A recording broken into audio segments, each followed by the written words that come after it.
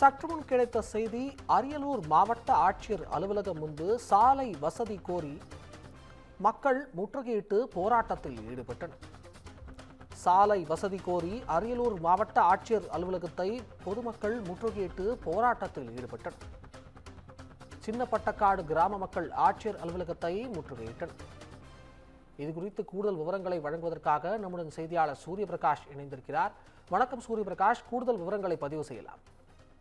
அபிஷேக், கண்டிப்பாக. அதாவது அரியலூர் சாலை வசதி வேண்டி மாவட்ட ஆட்சியர் அலுவலகம் முன்பு பொதுமக்கள் முற்றுகை போராட்டத்தால் பரபரப்பான சூழல் ஏற்பட்டது. அரியலூர் மாவட்ட ஆட்சியர் அலுவலகம் முன்பு சின்னப்பட்டக்காடு கிராமத்தைச் சேர்ந்த பொதுமக்கள் 50க்கும் மேற்பட்ட திரண்டு வந்து முற்றுகை போராட்டம் நடத்தினர். அரியலூர் மாவட்டம் சின்னப்பட்டக்காடு பழைய காலனி தேர்விலிருந்து புதிய காலனி தேர்வு வரை 500க்கும் மேற்பட்ட மக்கள் வசித்து வருகின்றனர்.